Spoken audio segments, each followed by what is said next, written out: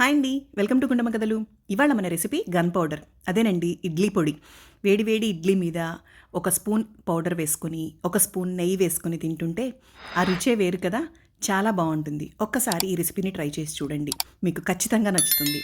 మొదటిగా ఒక బాండీ పెట్టేసుకొని దానిలో 1 కప్పు మినపగుండ్లు తీసుకుంటున్నారండి. ఈక్వల్ క్వాంటిటీగా తీసుకోవాలి. 1 కప్పు మినపగుండ్లకి 1 కప్పు పచ్చెనగపప్పు తీసుకుంటే సరిపోతుందండి. మీకు ఈక్వల్ క్వాంటిటీగా తీసుకుంటే పర్ఫెక్ట్గా వస్తుంది. ముందుగా మినపగుళ్ళని దోరగా వేయించుకోవాలండి. ఇవి మీడియం ఫ్లేమ్లో మాత్రమే వేయించుకోవాలి. హైలో పెట్టేస్తే మంచి ఫ్లేవర్, మంచి వాసన రాదండి. ఇలా మీడియం ఫ్లేమ్లో వేపుకున్న తర్వాత 1 గ్లాస్ పచ్చెనపప్పును తీసుకుంటున్నాను. 2 ఈక్వల్ క్వాంటిటీలో ఉండాలి. రెండిటిని మీడియం ఫ్లేమ్లో దోరగా వేపుతున్నాను.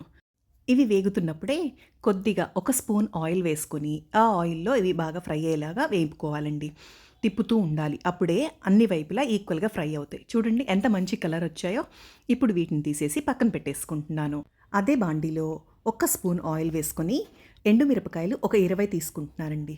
ఈ క్వాంటిటీ అయితే నేను తీసుకున్న మెజర్మెంట్కి సరిపోతాయి అన్నమాట.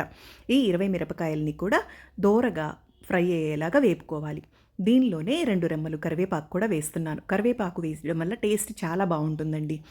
ఇవి వేగుతున్నప్పుడే కొద్దిగా చింతపండుని, ఇది చిన్న నిమ్మకాయ సైజ్ అంత చింతపండు అయితే సరిపోతుంది. దీన్ని కూడా మిరపకాయలతో పాటు వేపుతున్నాను. ఇప్పుడు 2 స్పూన్లు నువ్వులు వేస్తున్నానండి. ఇవి చివరిలో వేసుకోవాలి, ఎందుకంటే నువ్వులు ఈజీగా వేగిపోతాయి. ఆ వేడికి సరిపోతుందండి. స్టవ్ కట్టేసే ముందు వేసుకున్నా కూడా నువ్వులు వేగిపోతాయి అన్నమాట. ఇవన్నీ వేగగానే దీన్ని చల్లారిందాక పక్కన పెట్టేసుకుందాం. ఇప్పుడు చూడండి, పప్పులన్నీ కూడా బాగా చల్లారిపోయాయి.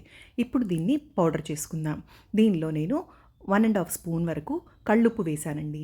ఇవి మెత్తగా పౌడర్ చేసుకున్న తరువాత వేపి చల్లార్చుకున్న ఎండుమిరపకాయలు, కరివేపాకు, చింతపండు, నువ్వులు వీటన్నిటినీ కూడా ఈ పౌడర్లో వేసేసి మెత్తగా అయ్యేంత వరకు పౌడర్ చేసుకుందాం.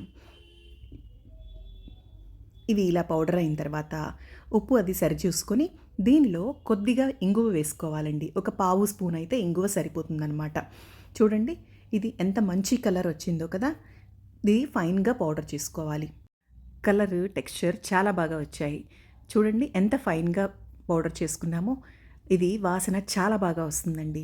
దీన్ని మనం వేడివేడిగా ఉన్న ఇడ్లీ మీద 1 స్పూన్ పౌడర్, అలానే 2 స్పూన్లు నెయ్యి వేసుకొని తింటే చాలా బాగుంటుందండి. నేను తట్టె ఇడ్లీలాగా వేశాను. బిగ్ సైజ్ ఇడ్లీ కదా. దీని మీద వేడివేడిగా నెయ్యి అలా వేసుకొని తింటూ ఉంటే చాలా బాగుంటుంది. దీనికి కాంబినేషన్గా నేను కొబ్బరి చట్నీ కూడా ప్రిపేర్ చేశాను.